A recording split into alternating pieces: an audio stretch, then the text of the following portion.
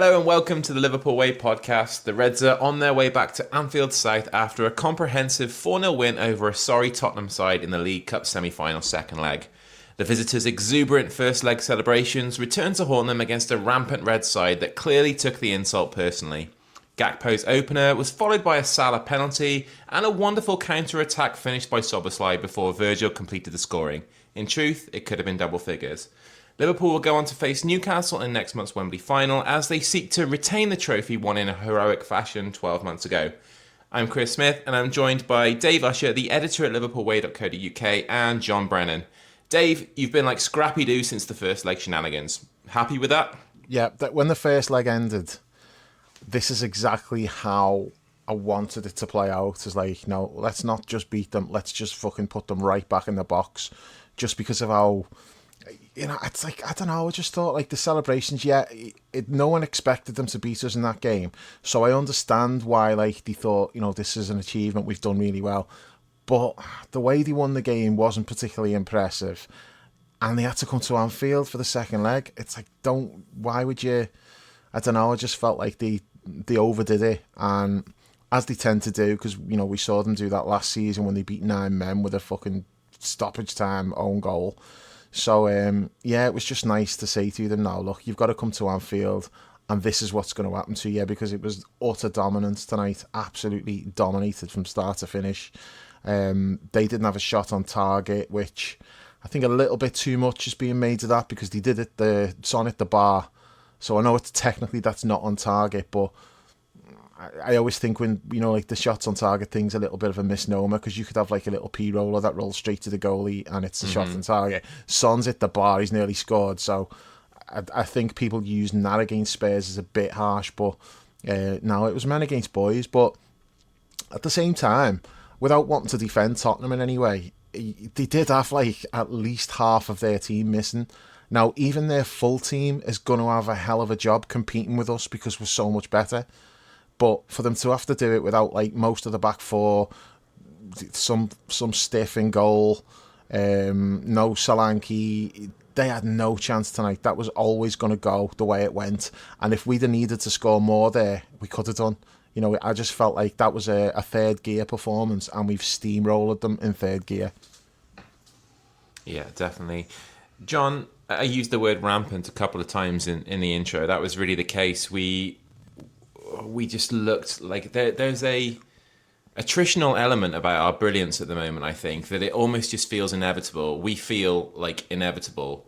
We're going to get you eventually. We keep knocking at the door, and it took 35 minutes for us to get on the score sheet tonight. But I said to you in the text chat, like, if we get one, then it looks like the floodgates would open, and that's certainly the case tonight. Yeah, they had to come out a little bit more. They left gaps everywhere. We exploited them in much the same way as we did at their place in the league game. And, I think after we got that first goal, there was only ever going to be one result. Yeah, absolutely, Chris. I mean, you said it, as you said in the chat, get one. And you didn't say it explicitly, but it was a case of if we get one, we'd probably get not even 2, but probably 3, 4. And that's what happened. And as Dave said, it could have been probably 5, 6 or 7. I just, again in the chat, in the first half, I thought we were so purposeful. Everybody was, and that's been the case all season. Everybody has been so good. Obviously you have games where players are, 5, 6 out of 10, but generally 7 or 8 of the players have been 7, 8, 9, even 10 out of 10 all season, and tonight it was the same, just an absolute golfing class, and kind of epitomised by the number of players we got in the box tonight. The second half, obviously when the game opens up, but even in the first half, there's a couple of cases where we had 5, 6 players in the box. So outfield players, so you have 3 or 4 kind of corner probably, Andy holding back, but just getting so many players forward, looking so threatening every time we got in their final third, And as you said, it just took that first goal before half time. Maybe could have had a couple more. We had a couple of shots, but then when we get that second, obviously the pen at the start of the second half, there's no looking back. And I think we've mentioned this on recent pods as well. Starting with the Brentford game, we just seem to have moved up to a new level of late. Creating loads of chances, looking so solid at the back. I mean, Canati and Virgil are just seem impenetrable at the moment. And once we got that first goal, for me, there's no doubt that we're going to win tonight. And absolutely fantastic night. And in fairness to Slot, he's been, I think Dave mentioned this at the end of last season, he's been given the keys to the castle, but he still had to put his own kind of method and maybe strategy on the whole team and the club as well, because Klopp was such a big figure. But to get to a final in his first season, whatever the outcome, we've got there, and that's testament to what he's done since he got here. So great night, and again another final. We've been in plenty in the last few years, and it's great to see that that's going to continue this season. At least one final, and hopefully a few more.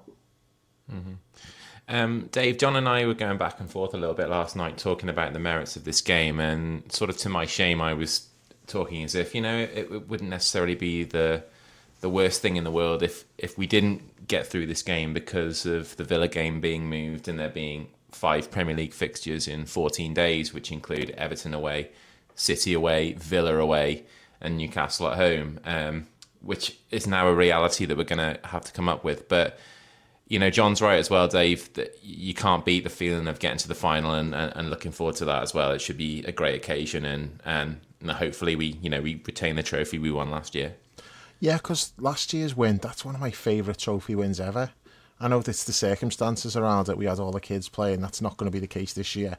But it'd be nice to retain the trophy. And in terms of the way the fixtures go, there's 2 ways of looking at it. Because if we had not gone through tonight and the fixtures stay as they were, that Villa game's a 12:30 kickoff. So that's not ideal. You look at that and think, Villa away, 12:30. That's got the potential to be like really tricky. So now it's a midweek game at Villa, isn't it? Which again, okay, so you go in there under the floodlights, they'll be well up for it. It's still going to be a really tricky game. Whichever way you look at it, it's going to be difficult. But I just think because Arsenal got knocked out and we've gone through, the way it works out now, Arsenal have had that game in hand on us we've had the game in hand over Arsenal for so long. Well, that goes next week when we play Everton, so we'll be on the same games. But then the Villa game means we've played a game more. Now, if we win both of those games, it virtually just puts Arsenal to bed. They'll be so far behind psychologically. That would just look like a huge gap. They might just give up. You can't be counting points. I'm not counting the points. I'm not. They are tough games. But we've done this if buts and maybe it's an opportunity. Rather, I don't think we should be looking at it and going, oh no, if we do this, then that.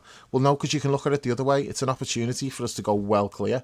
So it swings and roundabouts. We're not getting a 12:30, which is good, but we've got to play midweek, which is, it's going to be tricky because it's floodlights, Villa Park. They'll be treating that like a big, massive European game, really. It'd be like a huge night for them. So whatever way you look at it, it was going to be tough. But at least this way, we're going to another final. So, I'll take that. And maybe it'd be different if we were 6 points behind rather than 6 points ahead. I could see the logic in that. Even then, I would still want to be going to the cup final. And I've seen people saying, the 2 times when we've been going for like the quadruple, if you like, it's caught up with us by the end. And the first time it didn't really. You could maybe say it caught up with us for the final against Real Madrid, but we battered them. We played really well. So I don't even think it was anything to do with the number of games that we played there. And then the second time, which was last year,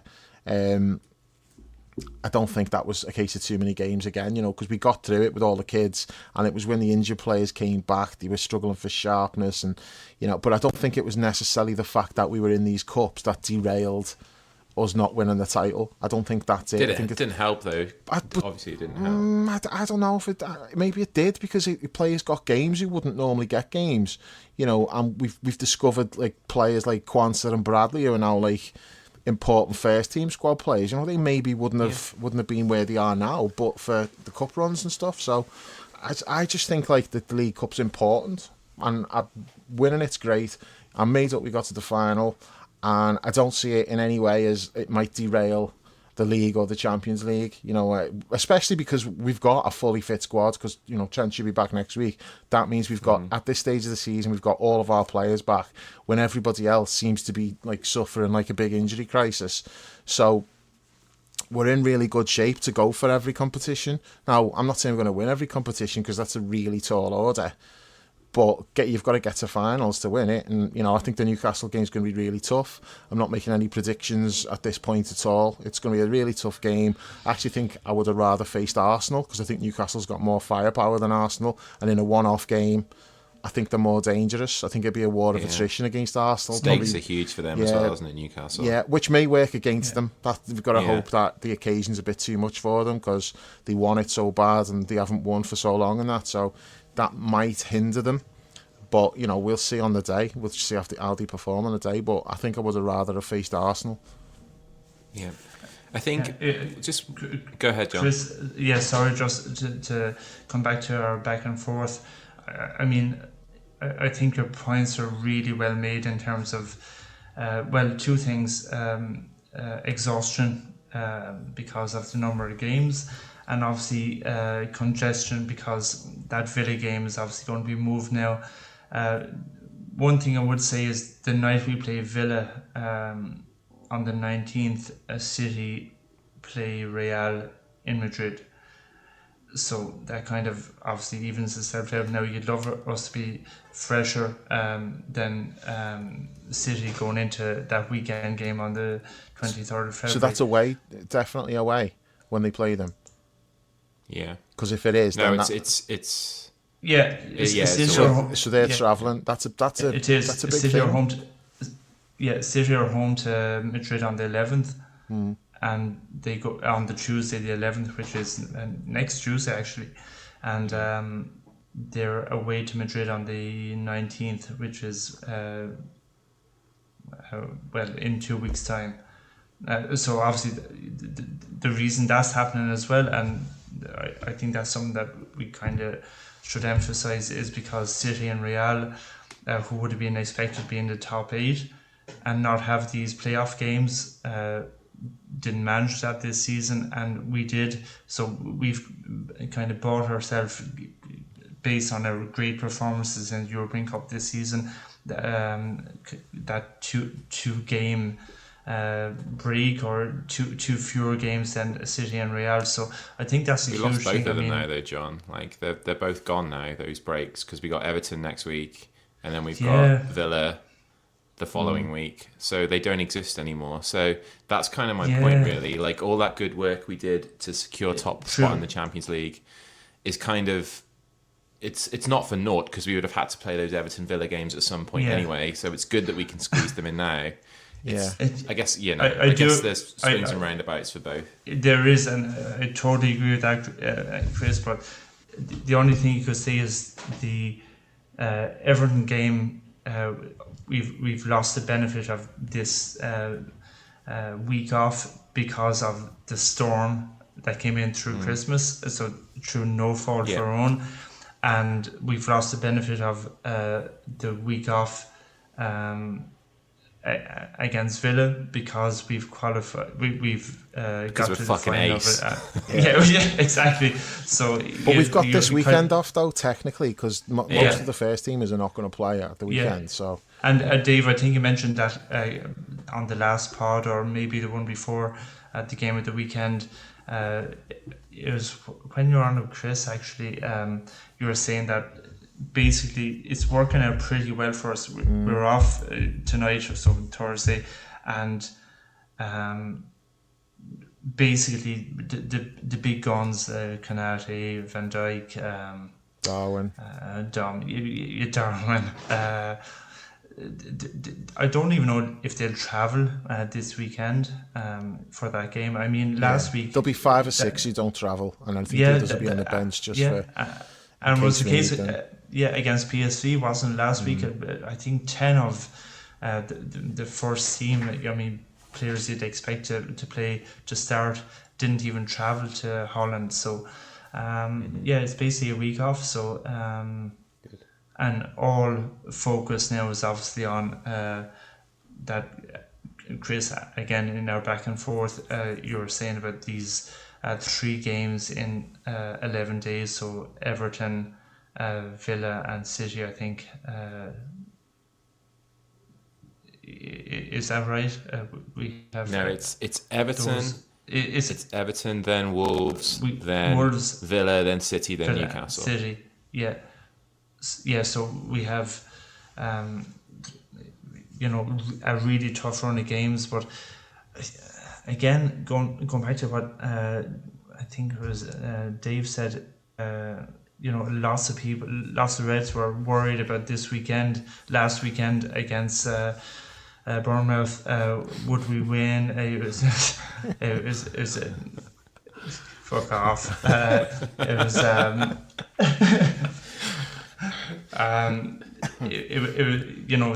we should be fearing them because they're playing really well. They've got a couple of great wins in recent weeks. They're on a good run. But I mean, why should we be fearing any of these teams? Villa, Everton, Newcastle. I mean, we're absolutely on fire at the moment, and they should be more scared than us. Bring it on. Bring it on. You just feel with all those games in that short space of time, something has to give at some point, and we're going to want to be at full strength for those games as well, and with that carries risk as well. But these are rich people problems, right? We are in a very privileged position at the moment, and there'll be people listening here like tomorrow when this goes live on Friday, saying, what the fuck is Chris talking about? We're in a final, it's amazing. Worry about that shit later. And there's a part of me that absolutely agrees with them as well. So I'll stop being a fanny. It's a good discussion to have, but I guess we cross that bridge when we come to it. We're in the final. It's another chance to win this trophy. Extend our lead as the most dominant team in this competition. And adds what the fuck was that? I don't know, it wasn't me. Did you fall off your chair there, John? I think John just fell off his chair. Did you not set it upright again after the house move or something? Watch out, Beatles about. I was so fucking tired at the moment, just moving house. You sound tired, to be honest, mate. Yeah, you do sound tired. I am exhausted. But we're going to Wembley, so it's all good. Yeah. Definitely. Yeah. Dave, your old mate Richarlison was one of his halves tonight, didn't he? Talk us through his antics this evening. So I think I've found somebody who hates Richarlison more than me. Virg. Your dad. No, Virg. The absolute contempt that Virgil had for him tonight. Like the elbow to the face was like. I've noticed a few times this season, like rival fans, usually Arsenal fans or Everton fans, keep posting these clips of Virgil doing stuff, and they're like, "How does he get away with this every week?" And like there was the one where I think it was against Newcastle, and he hit Gordon in the face with his shoulder. But there's never anything where you look at it and it's like, if it happens to your team, you're pissed off. But if you're a referee, there's not really anything in that you can do. And that one with Richarlison tonight, his elbow is already in Richarlison's face as they're like tussling. And then he just pushes. So it's no swinging elbow or anything. So the referee or VAR is not going to do anything about that. But there's enough there for him to let Richarlison know, my elbow's in your face here and I'm just going to leave a bit on you. And Richarlison obviously makes a big meal of it, as he always does. And, you see Virgil's just looking at him and say, "What are you doing, you prick?" And I've seen Darwin laughing at him as well. And Richarlison's like, obviously losing his shit. Then he goes over and he pushes Virgil, and then there's like a few minutes later that incident on the edge of the box, And I don't know, did someone foul Richarlison? He ended up on the floor anyway. I think they may have got a free kick. I think Virgil might have fouled him on the edge of the box. And Virgil goes to pick him up. He puts his hand out to pick him up. And as Richarlison must have thought for a second, am I going to take his hand here or not? And he thought, oh, you know what, I will. And as he goes to do it, Virgil pulls his hand away. The only thing missing was he should have put his thumb on his nose and just wiggled his fingers in his face. That was the only thing missing there. And he just turned and ran away. It's so funny. And then I didn't see what happened with the injury, because initially I thought Curtis had knocked him over off the ball. Because when he goes down on the floor, Curtis is like running away and turns and like makes some gesture as if to say like get up, and then Richarlison's like beating the turf like with his hands and that. And then you realise, oh no, actually he's injured. But I've got to say, like RL was saying in the first half, he was like, "There's no way Richarlison's getting through this first half without going off injured." He called it like right from the start. He's like, he's gonna go off injured. And then Based on what? I don't know, but he said it. And then when it happened, he was like, "I told you." And then in the second half, like when it gets to like 4-0, he's like, "This is why Richarlison wanted off. He wanted no part of this," which I don't think's true. I think he obviously, I think he's done his calf, hasn't he? But he's usually up for the fight, to be fair to him. More than anybody else in that Spurs team. It's not. I wouldn't say I feel sorry for him, but I have a higher opinion of him than you do. Obviously, than you do. I think it's partly because he's the only one of those Brazilian players that's not like a right wing nut job. Yeah. No, off the pitch, he seems like as a person, he actually does seem like a sound lad. But I just can't get past the on pitch antics. I think he's awful. It's mainly the dyed blonde hair job. Yeah, the Brazilian dyed blonde hair is like a major bugbear of yours, isn't it? It's and like the massive number neck 2 or 3 on the tattoos list. and just the whole thing just leaves me cold. Yeah. All right. Remember when he scored that like last minute goal and he done his big fucking pigeon dance and all that, and then like the most Spurs thing ever happened. So we'd blown a 3-0 lead, they got back to 3-3, and then Jota just went, Jota 4-3. We'll have no more of that, lads. And Richarlison's celebrations. It reminded me of the Adebayor one. Remember, like when I think it was Hotspur, wasn't he? Like he equalised for Arsenal. He ran the entire length. Yeah, he ran the length of the pitch to the Arsenal fans, and he was dancing. He was still dancing when I think it was Babel scored, wasn't it? At the other end. But Richarlison or Richie La. Yeah. Do you know, my dad keeps calling him charlatan, and he's not doing it like as a piss take. He's like, is that charlatan playing? I was like, yeah, he is, yeah. Yeah, it kind of works. Yeah, it does, but it's totally unintentional. Yeah. And Dave, speaking of South American strikers with a temperament, your boy was phenomenal tonight. He had a great game. Boss, wasn't he? Yeah, really good. It reminded me of the Real Madrid game. He played like that in that game as well. Didn't get a goal, but really good performance. Linked up well. Ran the channel, stretched them, got back defending, headed away every fucking corner like Emil Heskey in his prime. All those like near post corners, and Darwin's just like heading them out like 30 yards away. No, really good, just deserved the goal. Didn't have you comparing Darwin to your all-time nemesis Emil Heskey on it's not the first time I've compared him, but that was earlier in the season when I was accusing Slot of turning him into fucking Emil Heskey with his tactics and that.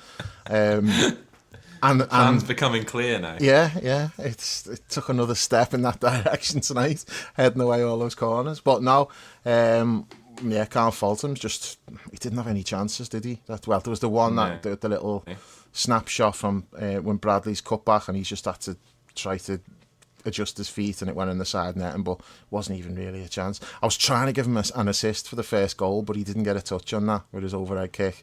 He missed it, so I couldn't give him it. But I don't know. Can you get an assist for like a clever dummy? Yeah.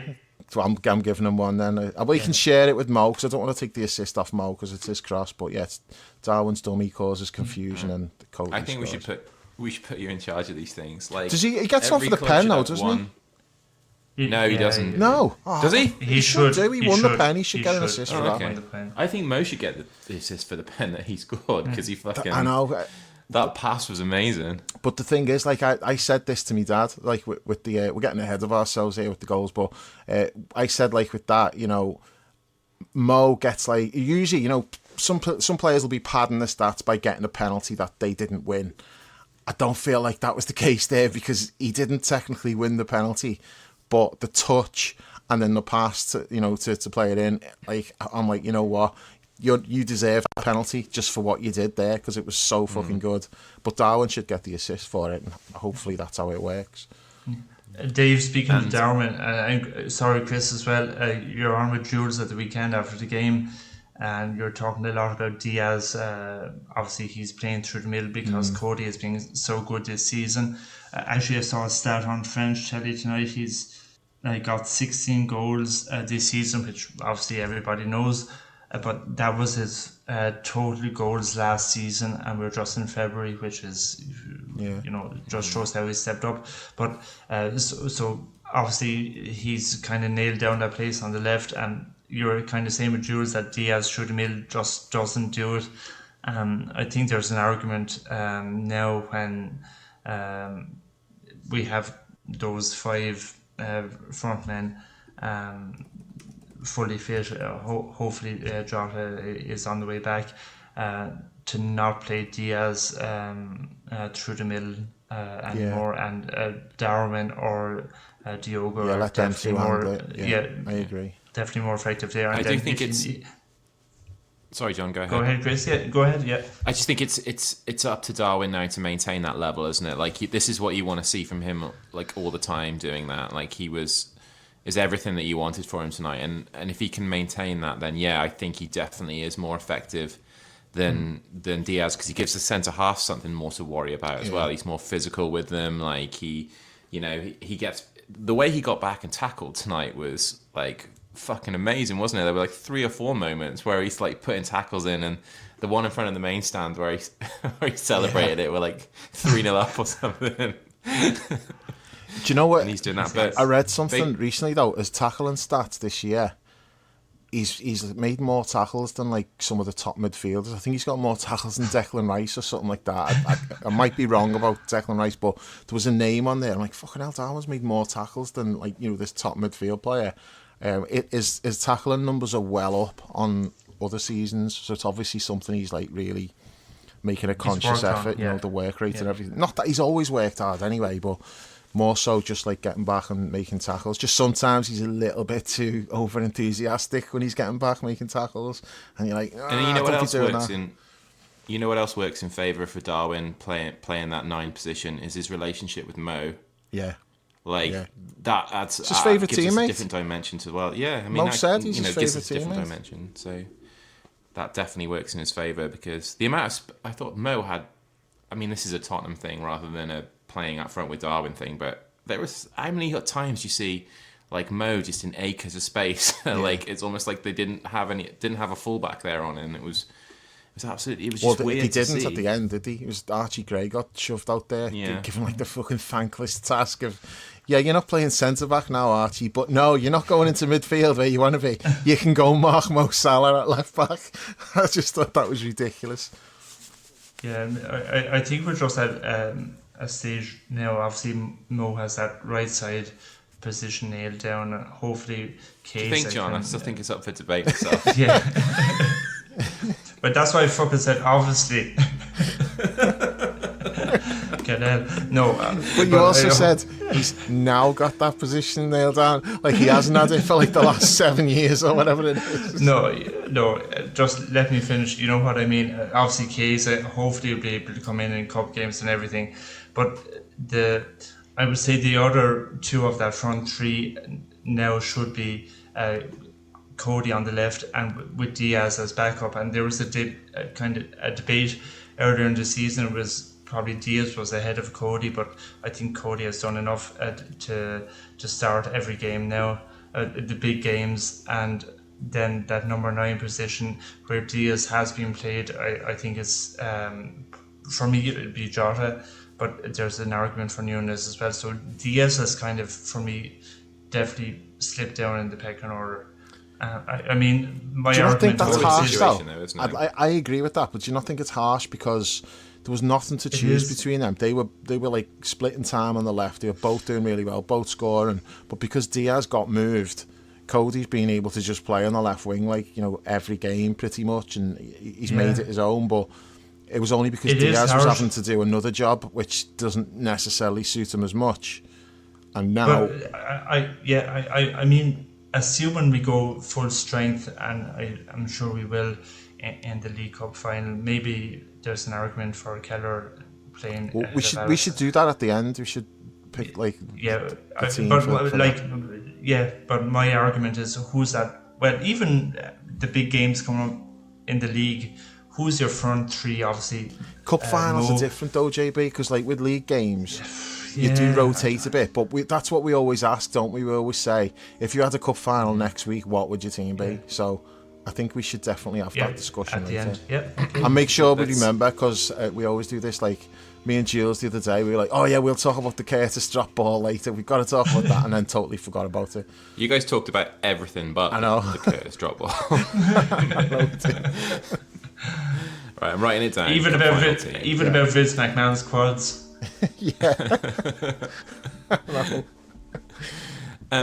The thing I do like about the Diaz Gakpo type situation is, like, I think that Cody's doing enough at the moment to be that left-sided forward, but on those days where Cody's like cutting inside and having a shot, having a cross isn't working, you just say, come on, Lewis, come on, and go the other way. Like, get to the byline and pull it back and beat the last man that way. It's like such a nice problem to have. Yeah. We're so fucking lucky, man. Like, against tired defenders as well. Yeah, exactly. Like you've just spent like 65 minutes dealing with Gakpo, and then, oh, look, here's Luis Diaz just going to fucking run you everywhere, dribble you inside out, and that. It is. We are lucky. It's funny because like every game we have, you look at like who the other teams are bringing off the bench, and then you look at our bench, and it's like we're bringing on players who'd start for fucking every other team in the league. And it just shows like the gulf at the moment. And the big thing is keeping everybody fit, which, like we did say at the start of the season, this is something to look out for, because that's Slot's reputation. He's got a better record of keeping players fit. But we were all like, yeah, but that's in Holland, let's see how you get on here. And you know, here we are, we're in February, and when Trent comes back into training next week, the whole squad's fit. There was an article in The Athletic, wasn't there, earlier this week about his fitness dude, Peters, his name is, that came with him from Feyenoord, and it was sort of like an insight into his methods, and I didn't read it, so I can't tell you what was in it, but that was, you know, that's useful. Everybody, yeah, but it existed anyway. You didn't have 3 hours spare for like the 10,000 words. Exactly, yeah. On what he has for breakfast, what toothpaste he uses. They definitely get paid by the word, them lads, don't they? Definitely. Hell. Yeah, I'd do it. Shit. People pay me to write less. Oh. So yeah, but I've recently reconnected with a lad I used to work in London, Tottenham fan called Joe. He's a great lad, and he's really he's always really complimentary about the Reds. But I kind of just said to him, like, you'd hate to be the one trying to stop us, wouldn't you, with all these options we have and just the relentless nature of our play, and almost as if we're like Slot. Sometimes he feels like a little bit of like a Walter White of footy coaching, like just a formula that's like incredibly difficult to better based on what we've seen so far. Yeah, I think I know, like, we want to not get carried away about take anything for granted and all that, but you know, when you hear fans of other teams, I'm not talking about the knobheads, I'm talking about like the rational ones, when you hear the way they talk about us, and even pundits, you know, like the likes of fucking Jason Cundy, who any little weakness that he sees, he'll pounce on it and he'll use it as a wind up, and then you've got him like going on about like Liverpool are like far better than anybody else, and he's like, I don't like saying that because I don't like them, but you know, they're so good, and it's just widely, you know, that's what most people are saying, and I think like we are like just so much better than everybody else, because even on our bad days, our floor is like so high that even on the bad days, we don't usually lose. Teams find it, and in fairness to Arsenal, it's similar with them. They don't lose many games, but you know, they've had too many draws. That's been like an issue for them. But when I look at it, it's like you look at the age of the team, and the way Slot's come in, there's nothing to think that this is a fluke and he's going to fizzle out. He obviously knows what he's doing. So we've got we've got the question marks over like the 3 out of contract players. We have to see how that settles itself down, whatever. But also, you'd like to think that on the recruitment side, we will bring in players who, you're not going to bring in another Virgil van Dijk or another Mo Salah, but if you bring in players who are really good, you still keep ticking over. I just look at it and think, for the next 3, 4, maybe 5 years, it's us and Arsenal, and nobody else looks like I'm dismissing City. The players that City have been buying, I'm like, this is not what Man City do. These players they're bringing in are not the type of players they normally bring in. These are not going to do anything. Aren't they? Yeah, and you look at these players and you go, they've not just signed like the next Vincent Kompany to play centre back, or the new Rodri to come in. And so I'm dismissing them because there's also all the other issues going on with them, which we'll see how that plays out. But I don't see them as an immediate threat. Tottenham, no. United, they're fucking a million miles away, and there's no quick fix for them. That, with the financial situation, they need a whole new team. They haven't got money to do that. Where Chelsea maybe, but I do think like what Chelsea have been doing, surely most of what they've been doing is fucking breaking rules. I don't know how they're doing what they're doing and not getting pulled up on it. They paid like nearly 50 million for João Felix in the summer, and they've just loaned him to AC Milan because he wasn't getting a game. It was we knew when they signed him. We're like, what are they signing him for? You're getting a bit off topic. I am, but like JB had gone for a piss, so I was stalling for time till he came back. I'm back. But yeah, what I'm saying is, where's the threat coming? It's us and Arsenal. Unless somebody like Newcastle or someone like that makes a leap and becomes like a genuine contender, Villa, Newcastle, someone along those lines, it just looks like it's going to be us and Arsenal for the next few years because we're so much better than everyone else, and I think Arsenal's the only one who are like even in the conversation for being on a similar level. Yeah, Dave, that's dependent on at least 2 of the 3 lads signing a new contract, because Virgil, I said you missed that bit, John. Yeah, I did say that. Did I? Yeah. And just back to just on Virgil, is he, for you lads who've seen him way more than me, is he playing his best football ever now, even pre-injury? I think he is. He's so good. I'm not seeing a drop off. Like whether it's better than that or as good, I don't know. There's not much in it. But just I wanted to just say, I've just read there, Paul's just posted in the chat, Virgil's agent was sat next to Richard Hughes at the match tonight. So whether that means anything or not, it's got to mean something. There have been some rumblings, haven't there? Yeah, it's got to be something, because they will be having conversations. We know that. The fact that they're sat next to each other, maybe like that means some sort of agreements maybe being made. I don't know, because you wouldn't be sat next to him if you were like at loggerheads, would you? No. So hopefully that's a good sign. Definitely. Mo slapped the badge tonight, didn't he, when he scored? Hopefully that's a sign as well. So important. Looked really happy tonight, Mo did. Yeah, I'm totally relaxed about both of them. I just don't see any way that we let that happen. I just think it just comes down to eventually them lowering what they're asking and us going a bit above what we're offering, until eventually like you meet in the middle. Trent's a whole different ball game, but those two, I just think it'd be madness to let either of them go. The final part of that equation, John, brings us back to tonight and Conor Bradley's performance, because I feel relatively relaxed about the Trent situation. I don't want him to leave, I want him to stay, but I feel relatively relaxed about the Trent situation because we have Conor Bradley, who had a tremendous game tonight. Yeah, he's so good. I mean, obviously he can't do everything that Trent does in terms of distribution, free kicks, but on every other level he is absolutely fantastic. Just great on the press, great going forward, so aggressive in the tackle. That tackle on Son in the corner at the Annie Road end, that had kind of Mbappe against Madrid vibes.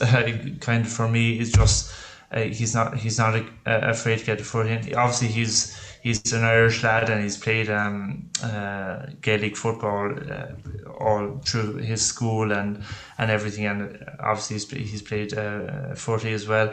Do you reckon he ever got megged in the school playground? Well, Do you reckon he this is didn't, like because a younger equivalent he to you didn't. walking around telling people? Probably would be on a pod in a few years, you know. But no, that's a really tough sport as well, and you can just see he's made a stern stuff, and I mean, he's cost us. He hasn't cost us a penny, has he? I mean, obviously there is investment in terms of the academy and everything, but we keep producing these players. And even if you look at the team that won the League Cup last season, the team that played in the final at Wembley, and the players that who came through on the back of that run, he's one of them, and he's absolutely fantastic. And I don't know if has he signed a long-term contract? I think he signed last year. He got when he got in the team, he got a contract. Yeah. So I mean, nobody wants to lose Trent. I mean, if Trent, Virgil, and Mo could sign tomorrow, everybody be absolutely ecstatic. But Chris, totally agree with yourself. If he does go, so be it. But at least we have a ready-made replacement. Not as good in certain aspects of his game, but just better in others, I'd say. You know, better in others. And I mean, if you had to shell out next summer to replace a player like Trent, you're probably looking at 50, 60 million, whereas we have somebody who's more or less ready to go, and who has plenty of experience at this stage on at a domestic and European level. So yeah, he is great tonight, as he has been more or less every time he's played. Yeah, he's just so positive, you know, on the front foot the whole time. He'll try stuff, it won't come off, but it doesn't mean that he won't try more or less the same thing again 2 or 3 minutes later. He just kind of has no inhibitions, and he's great. Dave, I thought there were like a few really indicative moments from his play tonight. First of all, that tackle on Son was ace. And secondly, then he got up from it and against the odds like won the corner from that by like harrying Spence and putting him under pressure. And like that was fuck. If we'd have scored from the corner, we definitely should have given him the assist for that, because that was ace. And you know, you mentioned the shot where Son hit the bar. The only time Son had a kick all night tonight, and let's be honest, that guy's badly diminished now. Like he's gone in the way some of our players went a couple of years ago. But the only time he got a kick tonight was when Connor was up the field, and then you know it completely broke him. The third goal we scored, the run he makes through the middle, like completely unopposed. Like Son's done. He can't track him back. The fullback doesn't know whether to go to Connor or stay with Mo. Obviously, you're probably gonna, you know, you're hedging your bets either way there, really. And you know, Maka plays it into him, and then it's just the perfect pass into Szoboszlai. And obviously that was the pick of the goals tonight. But like his role in most of the positive things we did, and John's right as well. Like we are more positive and we are more front foot, and we do look like we have more impetus when he's in the team. Yeah, well, Trent slows things down a little bit, doesn't he? Because he drifts into the middle and he gets on the ball, and that's not a criticism either. I mean, obviously Slot wants to play that way as well, so I'm sure he's quite happy with Trent playing that way, because it does give us control and it's a bit more like patient and measured. Whereas Connor gets it and it's like he lays it off and then he just fucking goes and he's like wanting the return pass. And a few games he's played recently, he's just looked a bit rusty, and I feel like he's someone who just needs like a little run to get him going, but it's always going to be difficult because Trent's there, so you're not going to play every game. You are going to maybe play like one in every 3 or 4, and that's not necessarily the way to get his best form. But I mean, he was fucking brilliant tonight, absolutely outstanding in every aspect of the game. Really good, like. So you star man, exciting. Or? It's tough, you know, because I was thinking that, but I think it would be like obviously I'll do the match report tomorrow. at the moment, I'm not giving it to Connor because I just feel like if I do that, it's underappreciating Mo. Because I think Mo's just... I know Cody got it on the telly tonight, like, but it's just... Mo just, like, he was just making things happen all the time, and it's not everything comes off, obviously, but I just think, like, I'm definitely guilty of taking him for granted at times. You know, he does stuff, and I give someone else, like, the star man, and I'm like, he's just scored 2 and set up 2, and I've give fucking Canate man of the match, something like that. And you're like, because he played better, you know, it's like just... Because Mo will be doing some erratic things as well. Not everything's great, but I'm looking at Mo tonight, and I'm like, he's just give Tottenham the fucking run around here. So, yeah, I think I'm probably going to go with him, but I may change my mind in the morning because I do think Bradley was great. And it's the circumstances behind it. You know, you kind of expect that from Mo. He plays every game. Connor doesn't play every game. He comes in, then he's out for a few. He maybe gets 10 minutes at the end of a game. Then he gets a start, and you're expecting him to just look at his best. And it's not easy. You know, you've got to get rhythm, haven't you? And it's been difficult for him to get that, but he's had some fucking brilliant games, and then he's had other games where it's like, yeah, he looks a little bit offy. But, you know, tonight, outstanding. Real Madrid game, absolutely phenomenal as well. And he's just a massive talent, but he's, like, so exciting.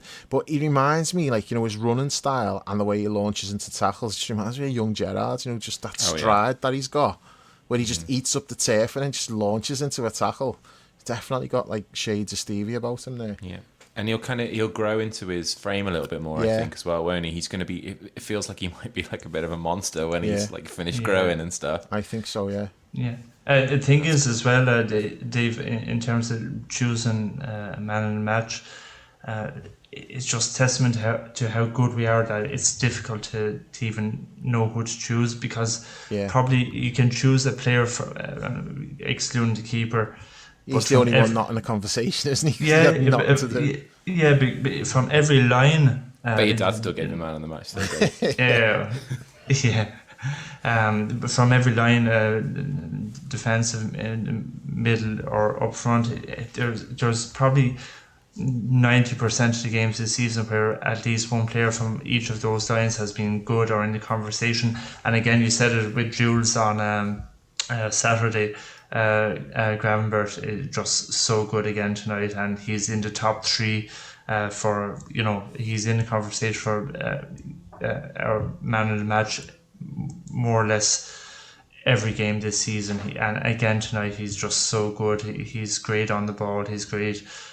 He's added that to his game this season, obviously getting forward. He's great in the tackle, just so composed, and he's brought a whole new dimension. I mean, if there's one difference, and who knows what this season is going to bring, I'd say if there's one difference between this season and last season, it's his performances in the middle of the park, because that's where we were lacking probably a little bit last season, and he's just been so good. And I mean, he's basically ever present as well.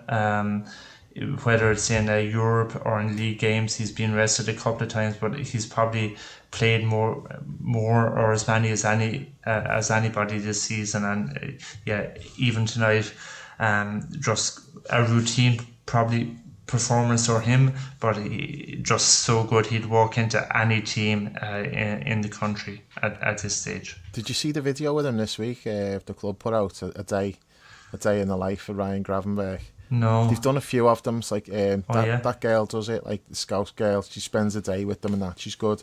Is it him just like pulling random midfielders out of his pocket every 5 minutes? Oh, there you go, Declan. Go on. Sorry, I forgot you were in there. No, he's just like such a nice lad. He's always smiling. He just always seems like he's in a good mood and that. But there was a bit in it which just made me laugh. Like they sat at like Mo's coffee bar in the training ground. And like, so she's talking to him, and there's a couple of other players around. I can't remember what they were talking about, but Mo makes a little crack. Mo said something about, hey, he's getting rested for cup games now, something like that. You know, basically saying, yeah, he's a big star now. He doesn't play in the cup games, he gets rested. And he's just like smiling and like looking a bit embarrassed about it and that. But no, it's really good. You should watch it. It's just you'll find it on YouTube. Like, but he's such a nice lad. He's so good.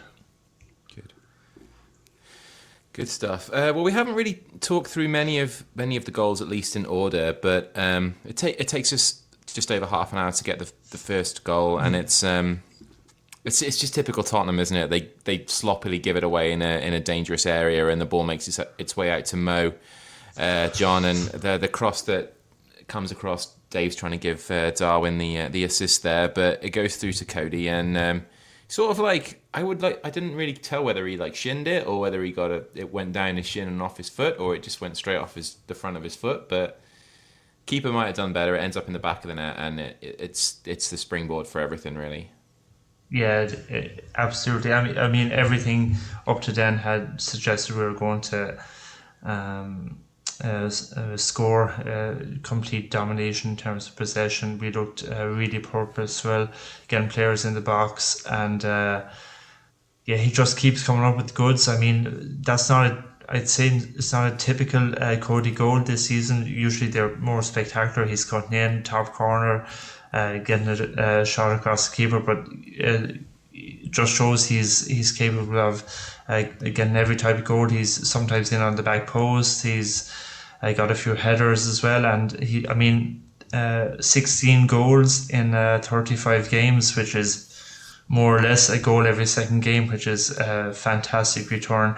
When you have somebody like Mo, who's got 26 in 34, if you can back that up with somebody in the mid-teens at this stage of the season, probably going to end up in the early 20s. Obviously, you have Diaz as well. You've got goals coming from midfield as well, which we hadn't up to now, maybe with Dom, Maka.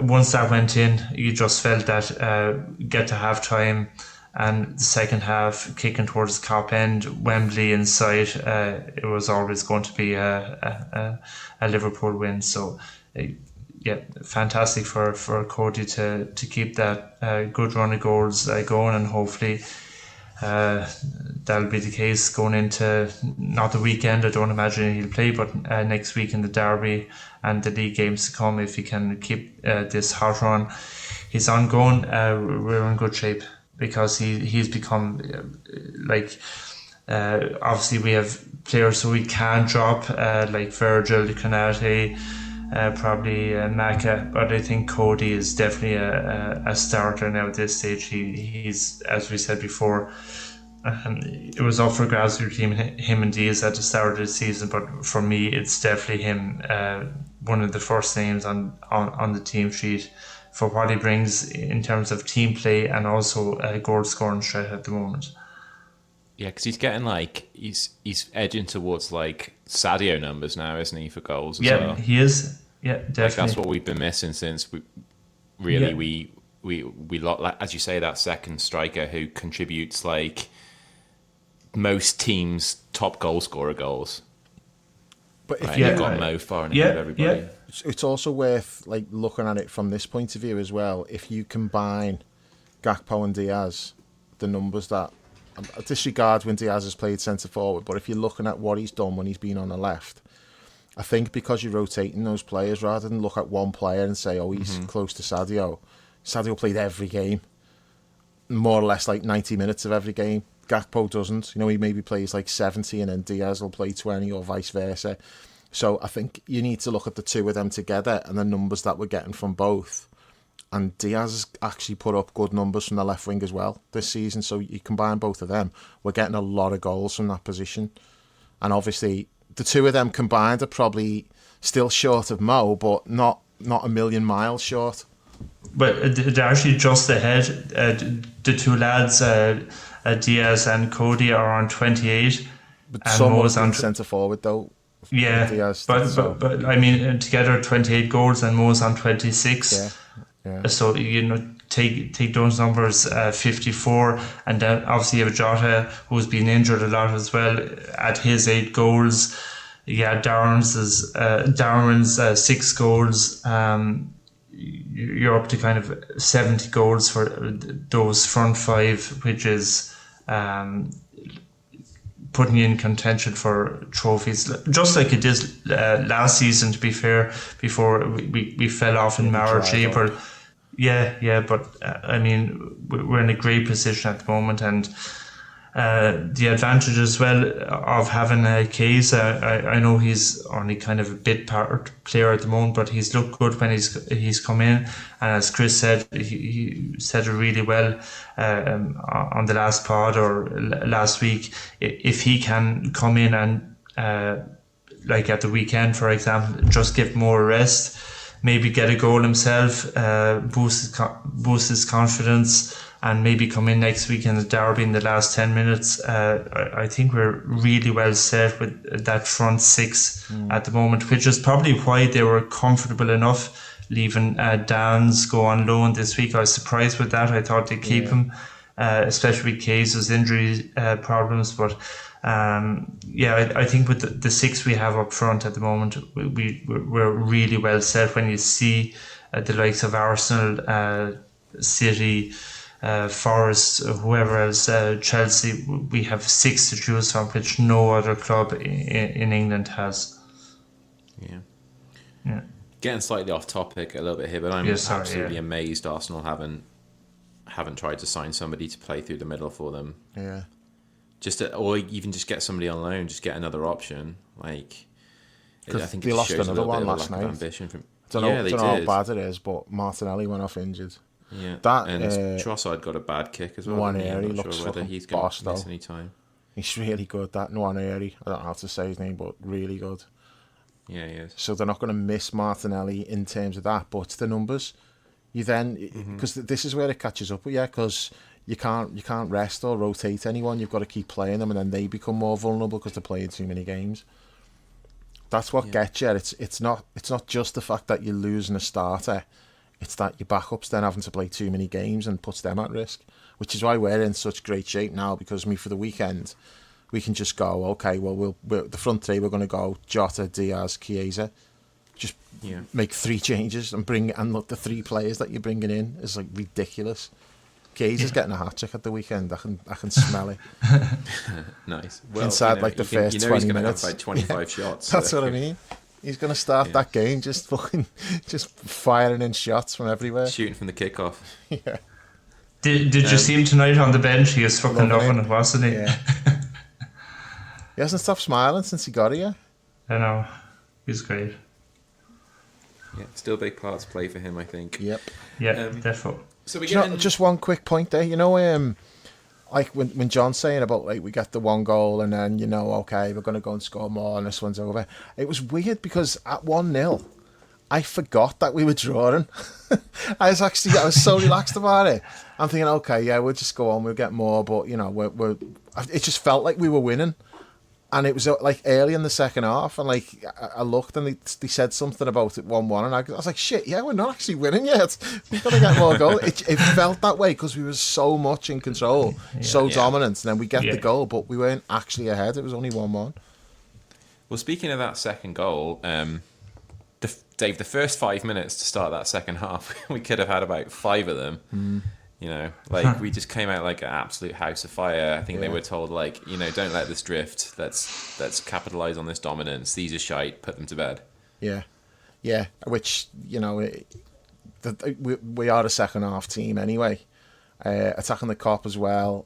The crowd's well into it. You could sense like the players are like, yeah, these are there for the taking. Let's just go and get this wrapped up now, because you don't want it to drift. Because then, like I say, I forgot that we weren't even winning. I thought we were winning. So that's how relaxed I was.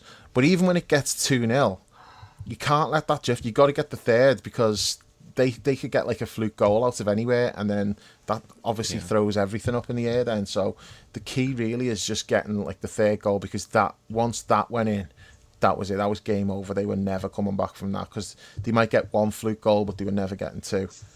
So the second goal, wasn't? Yeah, go on. Do you know who wasn't completely relaxed? Who? My poor mum. Wasn't she? I got a text message from her when the 4th went in, and think I can relax now, she said. she's never ever chill until the whistle goes. No. So I'm even surprised that she was able to relax after the 4th went in. Yeah, remember a few years ago, were we 4 up at half time at Old Trafford? I think we were 4 up at half time, and I rang my mum at half time, and she says, will they get 5? And I said, yeah, say we will. And she was talking about United. I said, for fuck's sake, ma'am, can you just allow me enjoy this? We're 4-0 up at Old Trafford. Do you think we're going to get beaten 5-4? So, yeah, I totally empathise, Chris. Was that the 5-0? Yeah, that was the 5-0. That should have yeah. been fucking 10-0, and we stopped playing. We let them off the hook when Pogba got sent off. Yeah, that was it. And we just let them. We settled for the 5, even though when the 5th went in, Robbo was screaming at them all, "Keep going, let's get more, keep going." And then everyone was like, "Nah, you're right, Robbo. We'll just settle for this." Because that could have been like a historic all-time. I know. Double figures of a lifetime, where you go there and you put like 7 or 9 on them. I know. Yeah. But yeah, Rang Mama is absolutely if fucking. If only we hadn't put like 7 past them 2 years later, you know. I know, but at Old Trafford though. 5-0 win at Old Trafford. I know, gee. I'm still upset over that. I think were we doing the pod then? Because I think I was having a moan then.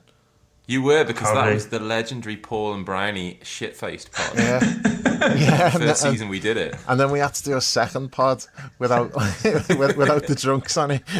Yeah. Me and you did one the next day where we just went through all the content afterwards. Oh, good times. Unlike Brownie to be pissed. It just shows you how shit United have been for some time now. Yeah. Yeah. Gosh. Well, I don't think it's going to change in the very near future. So. Nope. Good stuff. I don't know. They might be able to sack a few more dinner ladies and use that money for I don't know, like a new centre forward or something. Yeah. Nice. Sack a few dinner ladies to pay off that manager when they fire him. Yeah. In May. Yeah. He feels like he's trying to get himself sacked. Some of the things he's saying. I think he might be. Is he just thinking, "Nah, you know what? I'm just going to keep saying more outlandish stuff until eventually they sack me." Yeah. You know, it's like that. There's that bit in The Sopranos, isn't there, where Christopher like stops being careful, like, and he starts being a bit of a cowboy about stuff, and like, I think you want to get killed. I think you want to get caught. I've seen this before with guys. Yeah. But the chance. What about Chris? What about that pen? No, you were saying in the chat before. What about that pen by Mo? Oof. Oof. More of that, please. Fucking yeah. Oh. No keeper saving that, like right in the top corner. Yeah. It's like the last. Save that. Yeah, no wait.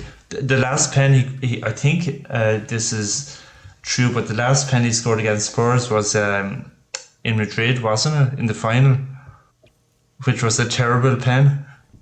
Yeah, it was. Yeah, that was the night Paul spoiled the celebrations. Yeah, Divock's goal. Paul and his glasses. No, Mo's pen that night though. He spoke about that a few times. He changed his mind on the run up. He said, like, he was lucky to score, and he changed his mind, which is something he's never done before. And just at the last second, he changed his mind where he was putting it, and he said, like, I was lucky to score. It was a bad penalty. Yeah. Definitely. But a great pen. The thing is, though, if you decide that I'm putting it in the top corner, what else is there to think about? Just do it, because if you put it there, it doesn't matter what the keeper does. They're not saving it anyway, regardless of whether they go the right way or not. Yeah. Just do that all the time. The way we play, you'll probably have another 5 penalties to take before the end of the year. Yeah. So yeah, the one on Saturday and the one tonight, 2 completely different penalties. More of the same, please. See, if I was that good and I could just put the ball in that spot all the time, I would call me shot. Well, penalty. I was decent at pens, but I would never have backed myself to just put it in the top corner every time. I used to like giving the keeper the eyes and then just go the other way. But if you could just if you could back yourself to just do that all the time, I'd be fucking outrageous. I'd be calling me shot. I'd be pointing. I'd be saying to the keeper, "It's going there." And do you know, speaking of that though, I seen the other day, it just randomly popped up on my Twitter feed, Virgil's penalty in the League Cup final when the goalie's fucking standing in that corner. And he just looks at him and just fucking utter contempt, just fucking puts it right in the corner where he stood and then stares him down afterwards.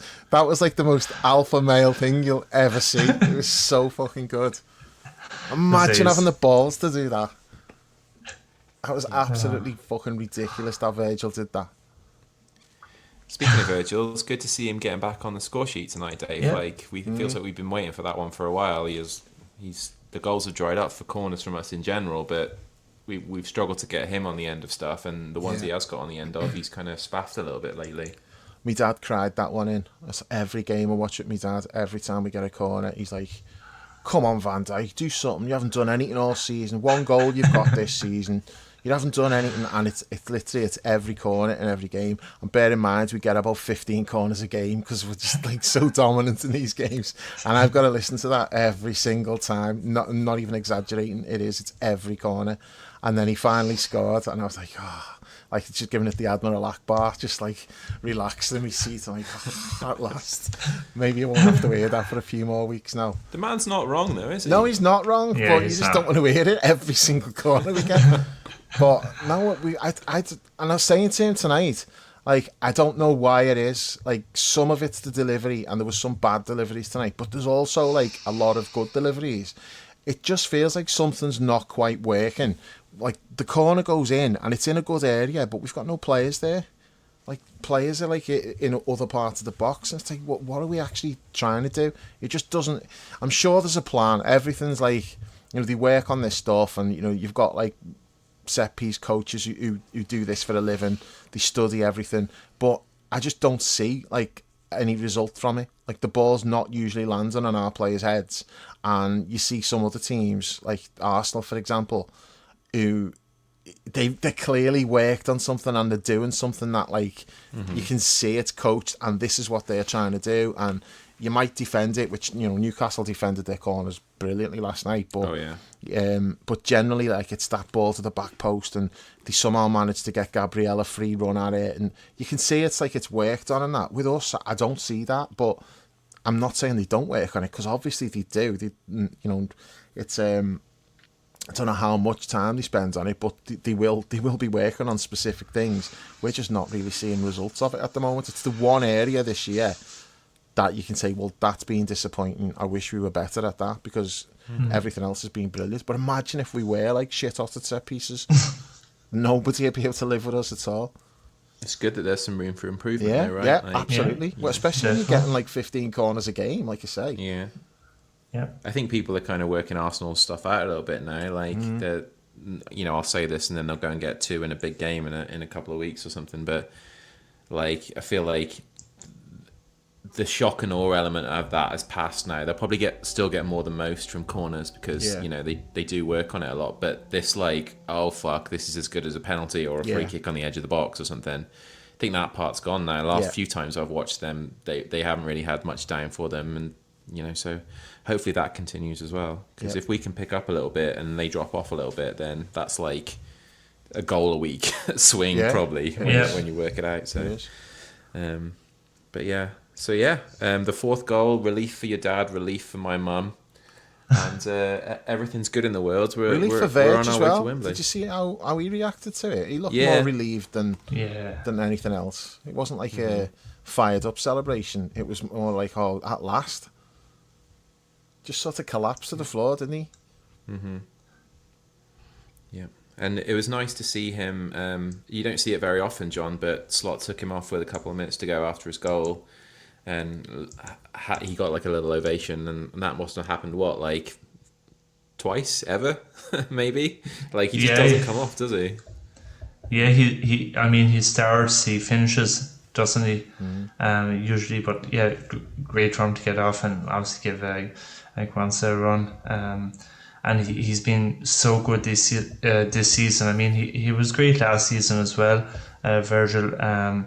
And there's been a lot of debate about it's obviously speculation and everything, and just chats you have with mates about if you could sign one of the three, Mo, Virgil or Trent, which one would you pick if you could just choose one? And I mean, as much as Mo has been unbelievable this season, and indeed since he's been here, loads of people in chats and everything would say Virgil is one. They'd almost place ahead of Mo. I mean, that's... What are you saying though? That's what we want. If I could sign one, Virgil. Same. I mean, he's just so good, and he's not just. I mean, this applies to Mo as well, but he's not just good in his own right, but he makes everybody around him look so good as well. And I mean that partnership with Konate is one that you could see. Well, obviously Konate is there's a contract situation going to come up with him soon. But that partnership could go on for the next 2 or 3 years. So if there's one I could sign, and hopefully it's going to be 2, maybe 3, it would be Virgil. Harder to replace. But there's far less world-class centre-backs than world-class forwards. We've always replaced forwards. We've had so many great forwards, Danny. We've always found there's always someone else comes along. It's not a knock on Mo in any way. He's amazing. The numbers he's putting up, you're not going to get somebody else in and replicate that. But you can spread it around. We don't want that fucking Sammy to Martin Skirtle drop off. No, if you got a world class centre back, they don't come along as often as world class forwards. Chris. Oh fuck! I thought I was going to get to be able to swerve that then. No. I mean, the points you make are hard to argue with. You're going with your heart, though, aren't you? Yeah, exactly. I am. I love Mo so much, and you sounded like that United fan. Then you remember the Wan-Bissaka one? It sounded like you were going to cry, and you love Mo so much. That United fan, he cried about Wan-Bissaka. He really goes for that ball so hard. I've been here too long. I just think that so many, and you could probably say the same for Verge as well, but so many of the results we've had this season and in previous seasons, and basically all the time since we've been here, Mo turns draws into wins, he turns defeats into draws, 10 or 15 times a season, and it's difficult to quantify who is the most valuable. God, I can't even do it. Yeah, I can't even. I'd probably have to go with your theory, Dave, about being easier to replace forwards than it is to replace centre halves. But I mean, Mo's the best forward I've ever seen, and Verge is the best centre half I've ever seen. So hopefully we don't have to replace either of them. Yeah, hopefully. I don't think we will have to. I'm not worried about it. Mm-hmm. Fair enough. And we mentioned slightly I think we mentioned it in the early part of the pod, John, that you could tell that we took this one a little bit personally, like Spurs' celebrations after the first leg and the injustice of them going into this leg a goal ahead, because we got the fourth and we kept going. We really kept going. We wanted more goals, and I love to see that from us. It was nice to see that hunger is there. It's permeating through the whole squad, and the players who come on want to get involved and get their names on the score sheet and stake their claim as well. So it was really good to see us just not close up shop when it went to 3-0. We got the fourth and then we went for more. Yeah, and I think you said it on the pod for the Spurs game a few weeks back. Yourself and Dave were on, and it just seemed an eternity away, this second leg. And even after the game that night, we were just looking forward, you said it, Chris, to getting him back to Anfield and teaching him basically a lesson, because their attitude that night. Yeah. Say that again, sorry? Some manners. Yeah, some manners, absolutely. And even the way I think we lost that game, obviously with the second yellow, which was never given, and then they go up at the other end and score. What's his name? Yeah, who fouled Costas. Yeah, and it's kind of the injustice of it, and then to see absolutely typical Spurs behaviour, thinking the game is over.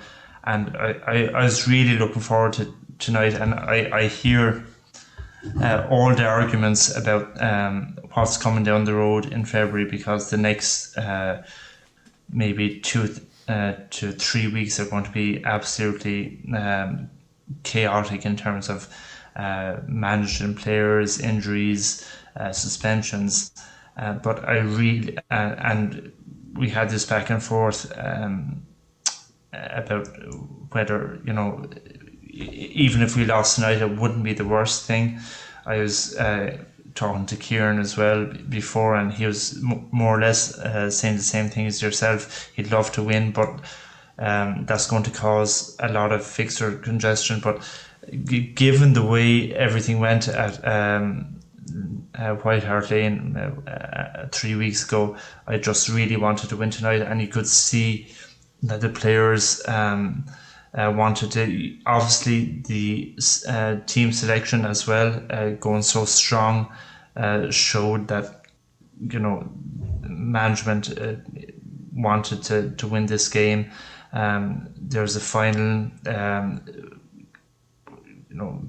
The club is about giving the fans memories, great days out, and in 4 weeks, 5 weeks time, we're going to Wembley again, and I just love the way we doubled down on them tonight and just put manners on them, basically. So yeah, fantastic night. Do you know who the real loser in all this fixture congestion is? Me. John. Yeah, it's Dave. Yeah, the hardest working man in football. Yeah. Yeah. Me and Micah Richards. Yeah, no free midweeks. Secretly gutted, aren't you, Dave? Well, yeah, I did think there was, when you were saying about it wouldn't be the worst thing in the world, I did think that was maybe part of your consideration. You spared my thoughts for me, but no, that didn't even come into it, did it? No. Listen, it's good I'm prepared to just take it on the chin and just get on with it. All right, fair enough. What a man you are. Yeah. Nice. Such stoicism. So we've come to that point of the pod where you wanted us to get back to, Dave, and that's to pick your cup final team. Yeah. So I think the team that played tonight plus Trent probably comes back in. Maka probably starts instead of Curtis as well, but otherwise the team that started tonight, that's what I'd pick. But I don't know what will happen in terms of who's the number 9. He may well go with Diaz. I hope he doesn't.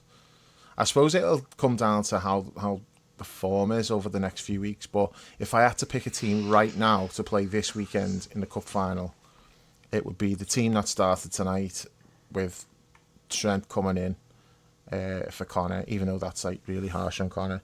And I'd pick Kelleher in goal purely because this is his competition, and it's sort of agreed with him that he will play. If it was a Champions League final this weekend, obviously that's different, and Alisson would be in goal. But if we were playing a League Cup final this weekend, it would be the team that played tonight, other than Maka and Trent coming in. Yeah. John?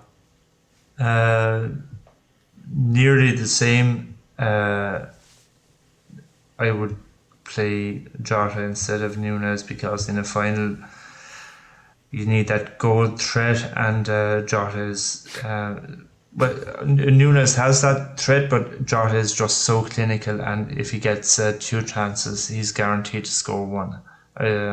He got 1 chance tonight and missed, and usually he's got. He would have got the next one if it. Yeah, he would have got the next one. Yeah, he 2 chances tonight and didn't score either of them. But yeah, the header was the obvious one. Yeah, he had a shot as well. Oh, well, yeah, the header was the one where the header was the one. Yeah, but so I just love him anyway. So that I'd be the same as Dave. Chris? You're going with Dave's egregious Trent back in for Connor shout? I'm pushing back on that one. Yeah? You go with Connor? I'm going with Connor. I wouldn't be massively upset if that was the case, but Yeah. it wouldn't be. He would bring Trent back in, and I probably would, but I don't think it's a wild shout to say Connor stays in. Yeah.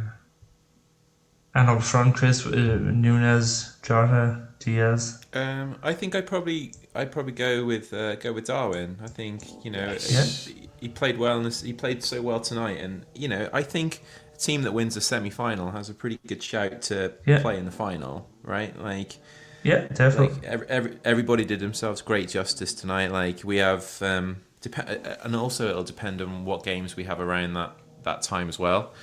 Champions League will be up and running again as well.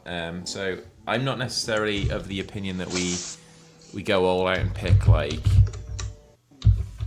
we navigate who we're going to pick around that final, because there'll be decisions to be made about who's going to play in that midweek before, if it's a Champions League game against a top team, or whether we have a big game in the midweek afterwards or that following weekend. Like I don't want to see us just drop all of our plans to get players minutes in certain situations and rest others. So I think if I have to pick, I'm just gonna roll with what we went with tonight. I think I'm gonna pick the same team.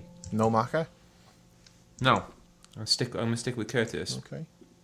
Yeah, we got those lads. He was good tonight. Curtis said everyone was good tonight. He was. Everybody's great. It feels like stupid even pointing out and saying that such and such was good, because everybody was good. But yeah, Curtis played well tonight. Yeah. And just Chris, for before the final, we will have a last 16 game. So is that the midweek before the final? Then? Yeah, it is. Yeah, the final is on the 16th of March, and we have a last 16 game on the 11th or the 12th. Is it first leg? So there's an international break after the final as well. Second leg. So that's home.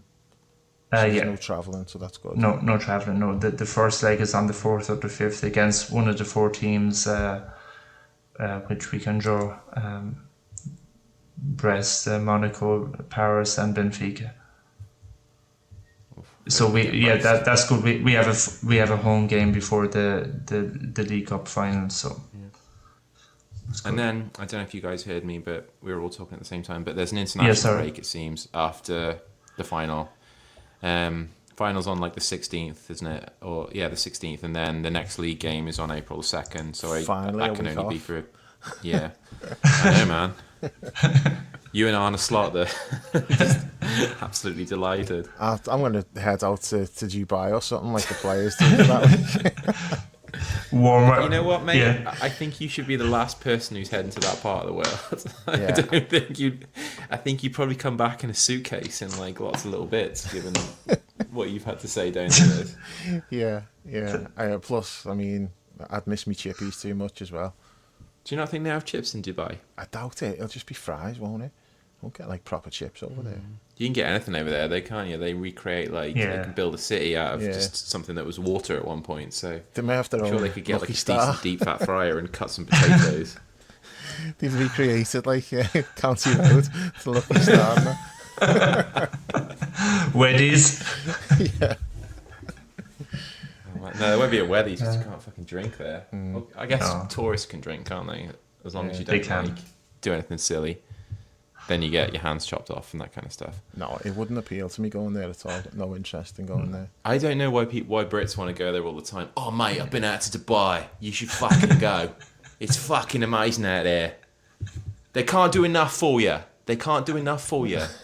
It's amazing. Bellends. Yeah, not for me. It's Same like an with instant Vegas. Don't want to go there discounter for me. Vegas, don't get me started on fucking Vegas, but people that go to Dubai, it's like an instant discounter for me. Like those blokes in their like mid-40s who go to Thailand. Behave. Yeah, something a bit off with you, fella. Yeah, Thailand, Vegas, and fucking Dubai, like lamest places for blokes to go in the whole world. Why would they want to go to Vegas? Like fucking Blackpool's like 45 minutes away. Why would they need to go to Vegas when everything that's there is just in Blackpool? Yeah. What happened to Blackpool Station? Blackpool. Blackpool, baby. I used to love going to Blackpool when I was a kid. Fucking ace place. Pleasure Beach. Fucking forget about it. Rules. Charlie Adam. Oh man. So she ruined it for me now, John. He's Sorry. Everton's set piece coach now. Yeah, I saw that. Corners are worth 10 million alone, though, aren't they? Somebody finally believed them. Yeah. Moisey. Yeah, Moisey. Oh, do you know what? I don't want to say anything because what if they score from like fucking 3 corners or something next week? Take Well, back Paul everything ruined I said this. there. Paul's Everton can't score jibe. They've been pretty much top scorers in the league other than us since. They've been banging them in. Yeah. Yeah, their XG is like fucking 25 a game at the moment. Fucking hell. That's, by the way, that's going to be fucking horrible build up to next week with him back as well. Moisey, not Paul. Yeah, I don't know. I don't know whether he's going to be a tit like he was last time, or I don't know. It's going to be interesting to see how he approaches that because he was responsible for a lot of like the bad feeling in the derby with just like shit that he'd come out with. But I don't know. He seems like a decent fella these days. So yeah, we'll see. Yeah, we'll see. Reckon if Darwin scores, he runs over and dives in front of him. Just the Suarez.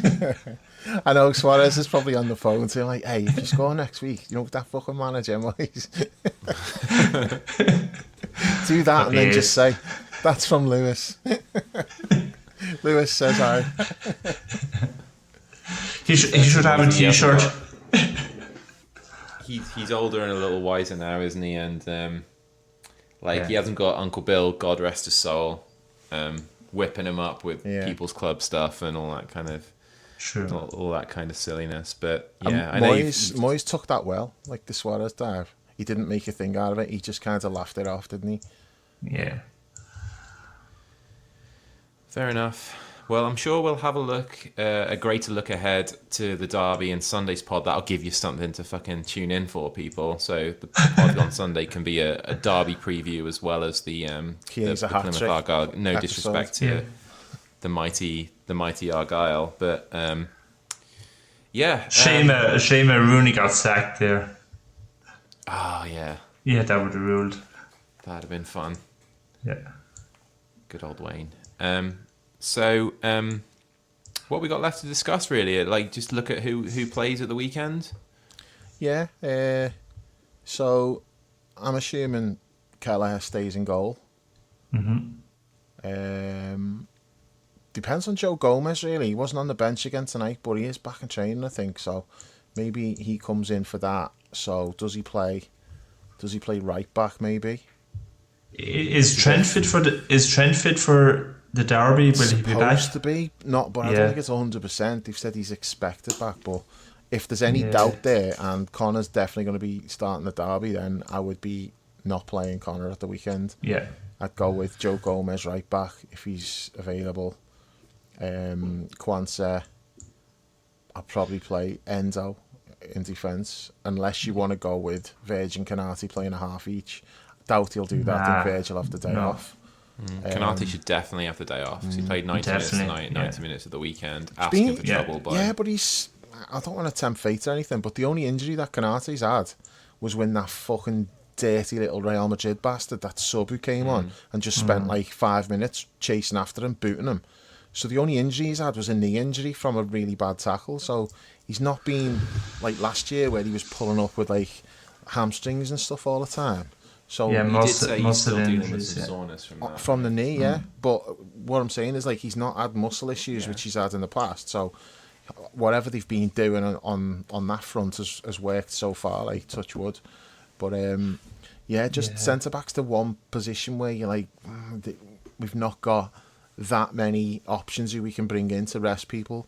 So you're having to put Endo in there to do a job. If Gomez is having to play right back, that is. Yeah. I mean, if Connor starts, then that means Gomez centre back, and there's no problem there. Costas you kind of want to be careful with Connor though, in case Trent isn't fit for the. That's what I mean. The derby. That's it. So. Definitely. Yeah, but it depends because, like, for all we know, Trent might be back in training tomorrow, and he might be completely fine for next week. In which case, they'll probably start Bradley at the weekend. But so it all depends on Trent, really. Costas left back. Yeah, Costa. So midfield, McConnell. Tyler Morton should get a start.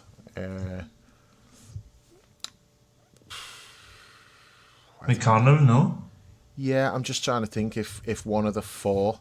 So I know Maka didn't start tonight, so maybe Maka plays a half. Harvey should play, right? Surely. Yeah. Harvey, yeah, Harvey definitely. starts. He's fucking better. So Harvey, Tyler Morton, or McConnell, and Endo in midfield if he's not in the back four.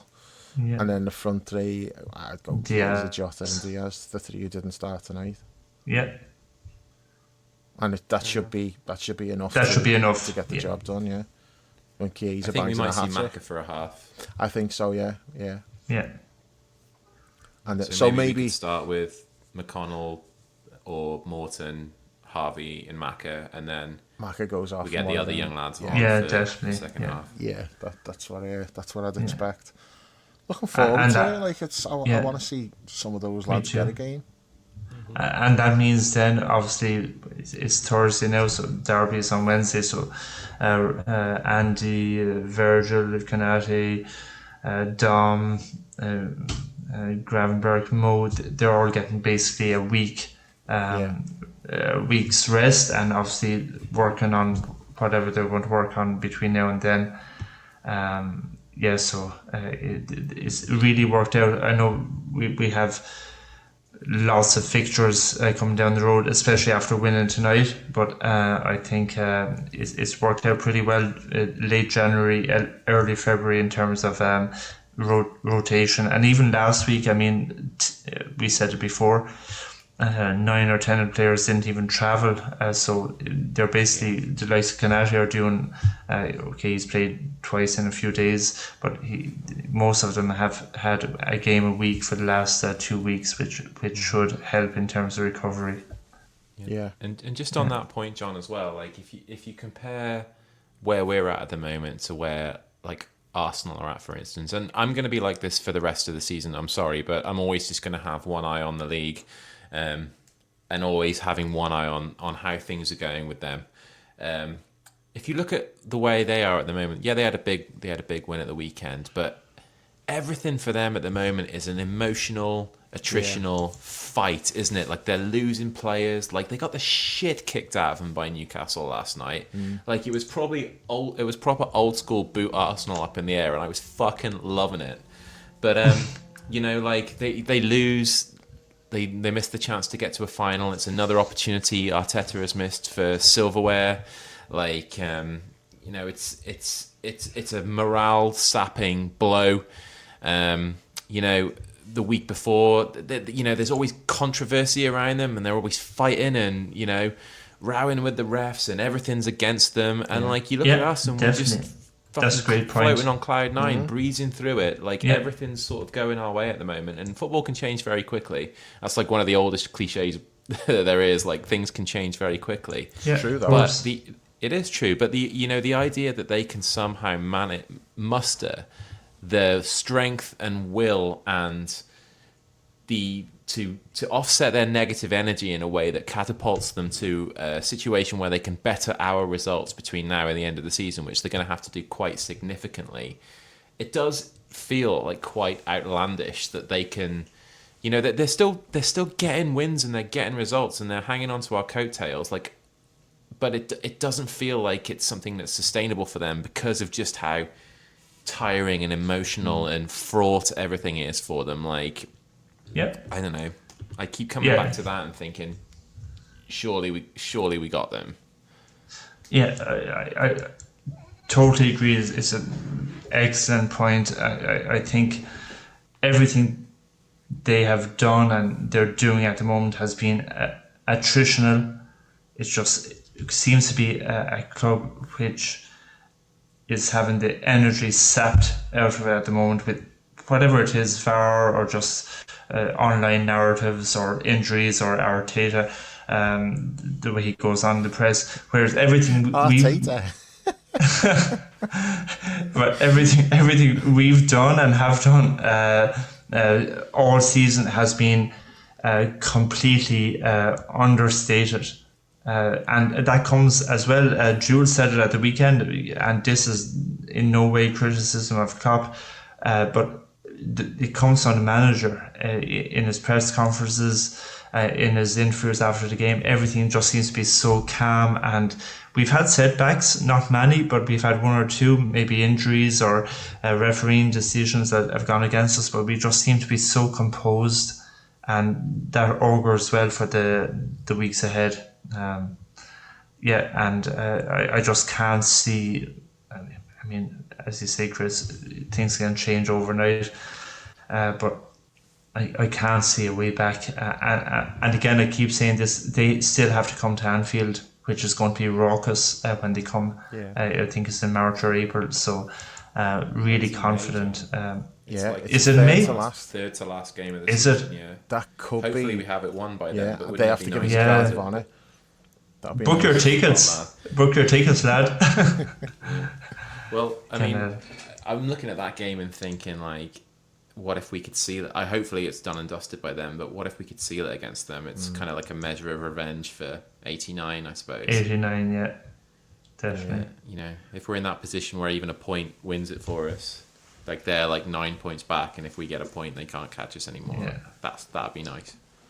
Yeah. I think it would be done by then. Just because everything you said there about them's right. It must be mentally exhausting to be following that team, because every game is like there's controversy. Like if they win, they're like it's just too high.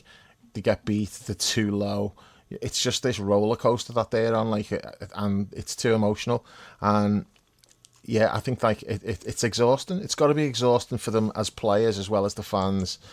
Whereas we're just serenely just like floating along, aren't we? Yeah, and the thing is, Dave, it's not even just their own games, which is exhausting for them. It's our watching games as well. Yeah, they're obsessed. But we've had that like with watching Man City games, and it's not a good place to be in, and that's where they are at the moment. Where it's like we're watching their games, but it's like if they win, it's like you shrug your shoulders and go, okay. Whereas, like, if we win because we're ahead of them, and especially if they see some perceived injustice, they're getting themselves like all worked up over that, and it must be just mentally exhausting for them at the moment. Yeah, and I mean we're 6 points ahead of them with the game in hand. We're probably, even if we lose that game in hand, just say we're still 7 points ahead because our goal difference is vastly superior. We were 8 ahead of them. Free score and Everton don't put 10 past us. Yeah, of course. Thanks, Paul.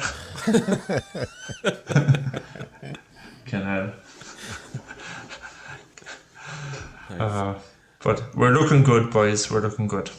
Yeah, Dave, anything else you want to add before we bring it home for the evening? No, it's nearly 12:30 now. Like, I want to go to bed. So, we'll just wrap it up. Good stuff. Okay, well, thank you guys for listening, as always. Dave, John, good to talk to you both, always. Yep. Another great night for the Reds. We're on our way back to Wembley to play in the League Cup Final against Newcastle in mid-March. We'll all be looking forward to that. But in the meantime, we've got some big games coming up in the league. Champions League will be back by then as well. And the FA Cup on Sunday. So Dave and the boys will hopefully be back after the Plymouth game. Thanks once again for listening, and we'll catch you soon.